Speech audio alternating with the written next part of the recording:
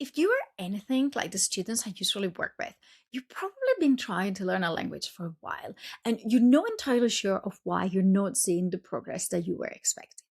Now, there are many, many reasons why this might be happening, but today I'm going to show you a little framework that I developed after working with hundreds of students throughout my life, learning myself 9 languages, working as a language teacher for more than 10 years, and then doing a PhD in language education that has really helped me understand how the brain truly learns languages and all the other factors that might be having an impact on your ability to become fluent in a language.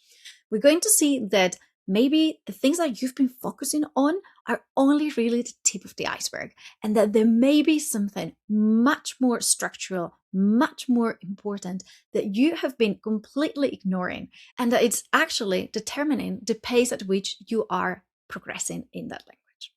This is a framework I usually only share with my private clients, but I think it's so helpful. And it has been so eye-opening for many of my clients just to understand what I'm going to show you today that I've decided to finally just make it public and share it with all of you here. So hopefully it can also shift how you understand language learning. Now, the best way to understand what I'm about to explain is through an image. So let me show it to you. Here we go.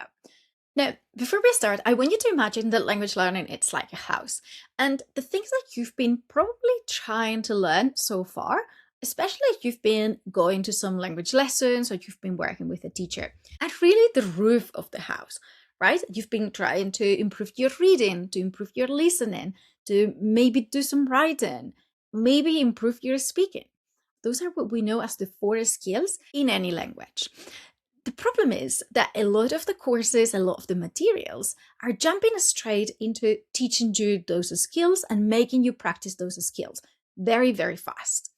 But as we're going to see, that's just literally the roof of the house. There are other parts in the house that we're going to have to be aware of and that we're going to have to pay attention to if we want to make sure that our house is robust enough to be able to hold the pressure of those 4 skills when we want to use them in real life.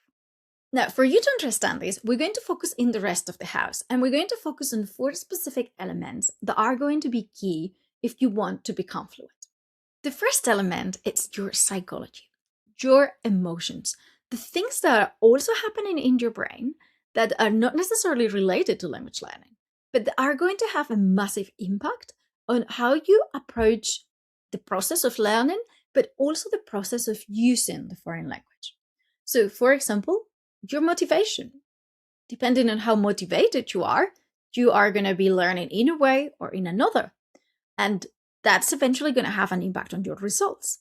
But motivation comes from your emotions, how excited you feel about the language, about being able to speak with people in the language. The same happens, for example, with anxiety, right? You may think that you want to speak the language, but when the moment comes and you feel that sudden rush of embarrassment and no, I'm going to sound ridiculous. I don't want to. I'm just going to switch to English. That's the anxiety kicking in. That's your psychology. Why is psychology so important? Because it's all happening in your brain as well. Your emotions take place here. Of course, some emotions like fear or excitement are going to radiate to the rest of the body and they're going to have manifestations like your heartbeat is going to accelerate. But eventually, those emotions are processed in your brain. And you only have one brain. And it's the same brain that you're using to learn and to use the language. So if they're all going to be sitting in the same tiny little ball of cells, then it's very important that we consider what those emotions are doing while you are trying to learn or to use the language, because we can't really ignore them. They are going to be physically triggering chemical processes in your brain that may, in some cases, completely block your brain's ability to actually learn or to use certain parts of the brain that are key if you want to sound like an articulate adult. So, very, very important that we, first of all, try to understand our own emotions related to learning and using the language. And again, in many cases, when I work with the students, a huge part of the blocks they have are at this level. And once we address them, It's like magic because what was like a tiny little house, cottage in the middle of the woods, suddenly becomes a palace.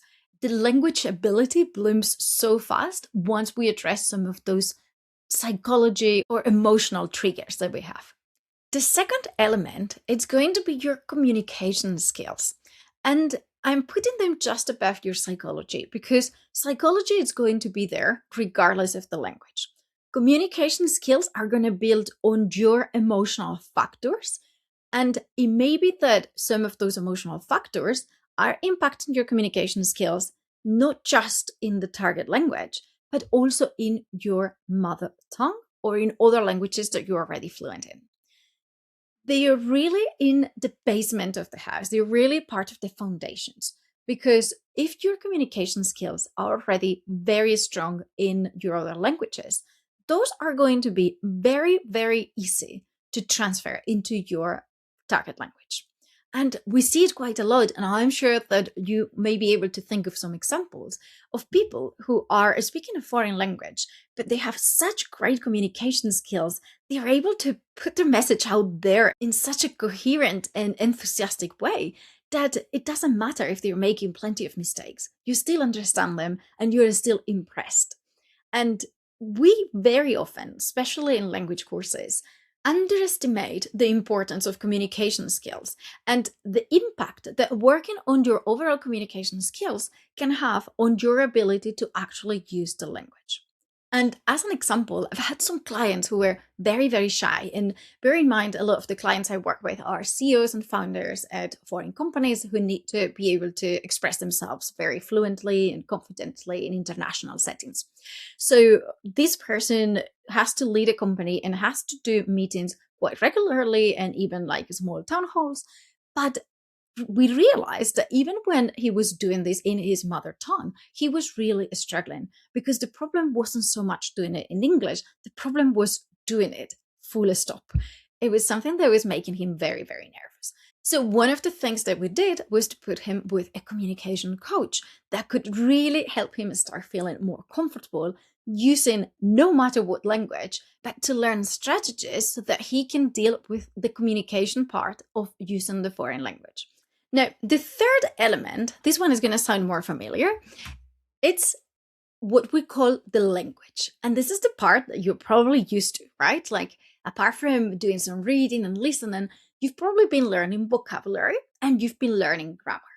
These are very, very important elements. And unfortunately, I see sometimes in some courses, they are a bit kind of disregarded, especially the grammar part, thinking that, well, this isn't important. You should just kind of pick it up and you will eventually just start imitating what you hear. And again, we know from research and grammar instruction that having very explicit grammar teaching really helps the students understand the rules better and then be able to use them in a more automated way later on. But without going off topic, in this context, the third element, language, it's going to be, let's put it this way, the bricks and the mortar that are going to let you build your house. If you don't have words to name the realities, the ideas that you want to express, and you don't know grammar rules that are going to allow you to put together the words and create sentences to express your opinions and your ideas, then you will not be able to read or to write or to speak. Having a very direct focus on both vocabulary and grammar, it's only going to be beneficial for you to be able to master the skills, which are eventually your goal, and I'm aware of it. And now we move to the fourth element, which you will not be surprised, I think, to see here, but I think it's a core pillar of your little fluency house. And this is the accent or pronunciation. To be honest, I put accent because pronunciation didn't fit. But what I mean, it's the pronunciation. And why is this so important? I see students that come to me and they are learning Spanish or French or a language that I master and that I can judge their pronunciation. And their level of grammar may be very high. Their vocabulary may be fantastic. No problems with their communication skills. Their psychology is perfectly under control. They're like very confident. But I can't understand what they're saying. Because the pronunciation is so off from the norm, that it's very, very difficult. I'm having to make an extra effort to try to decipher the sounds they're making and trying to link those to words and then make sense of the words. That's very, very tiring for the person who is listening. And usually that translates in people either switching to English or to whatever is the common language, or simply disconnecting and not really paying attention to what you are saying. And I've seen this situation so many times, and it's so sad because the person may have the brightest ideas to share, and their language might be really good and everything else is great, but if their pronunciation is so difficult to understand that you can't understand them relatively easily, then you're not going to pay as much attention to what they are saying. And you don't want to see yourself in this situation. So I tend to emphasize the importance of working on your pronunciation. And listen, I'm saying pronunciation, no accent. And I'm saying that you don't want to be too far off the norm. Doesn't mean you need to have a perfect pronunciation. Nobody needs a perfect pronunciation. And I'm even going to say, I mean, look at me, I'm speaking English, it's not my mother tongue, and I do have an accent, and I am aware of it. But there is a certain charm in keeping some of your native language accent when you are speaking a foreign language. And I know there's a lot of gurus out there that will claim the opposite, but I don't see a reason why anybody would want to speak a language in a way that would alienate their own personality and their own identity as eventually a native speaker of that other language. So I'm not saying you need to have a perfect accent or a perfect pronunciation, but it needs to be close enough to the norm that people will be able to understand you without making a huge effort. That is the key. And if you're really struggling with accent and you're not really good with the phonological part of learning a language, which if you are curious is actually one of the things I measure in my test to understand a bit better how your brain learns languages. I'll leave you the link in the description just in case you're curious. But if your phonological awareness is not too high, sometimes what I've seen working really well, it's actually having a few sessions with an accent reduction specialist. This is usually a speech pathologist or someone with a specific training on how to teach you to hear the new sounds and how to teach you to articulate those sounds. And even just a few sessions where you address like the key sounds that are really making it difficult for you to be understood can be extremely, extremely helpful and can completely transform how you express yourself in the language. And that also has a very positive effect on your self-confidence, which again, your emotions is going to allow you to learn faster and it's going to allow you to be more comfortable when you are using the language. Now, these are the 4 key elements that I always see as key when learning a language, and that unfortunately, especially the first 2, are very badly missing from most language courses. If you've taken a number of language courses, and I've gone through so many of them, both as a student and as a teacher, I have never actually encountered a single program that would include any real input on those 2 first elements. Of course, the language element is a bit more present, but especially in more modern approaches to language teaching and learning, it's very embedded within the skills. And then pronunciation, unfortunately, it's not necessarily explicitly taught.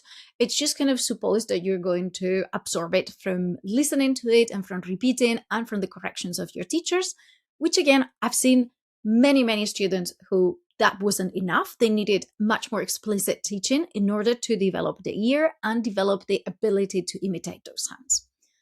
And now that we have those 4 elements in place, now, yes, we can put the roof on our house and we can really practice those skills. But if you're just focusing on those 4 skills without paying any attention to your emotions, without thinking how you can leverage those communication skills or how you may need to improve your communication skills in order to become a more strategic speaker of the foreign language, if you're not paying enough attention to your grammar or to your vocabulary, and if you are struggling to make the right sounds in the language, then those gaps in those 4 elements are going to make it really, really difficult for you to be able to master those 4 skills in a proficient and confident way. Now, if you've been struggling to make progress in a language for a while, I hope this video was helpful and at least provided a different perspective on how you could be looking at language learning and at the different elements that may be having an impact on the results that you are seeing or that you are not seeing yet. And if you want to dig a bit deeper into the many possible reasons why you might be struggling to make progress in the language, I recommend that you watch this video next. If you enjoyed this video, remember to like and to subscribe to the channel so that you get all the automatic notifications every time I share more content like this. And if you think you might need some help, check the links in the description. There are a few options how I can help you. Thanks so much for your attention, and I'll see you in the next video.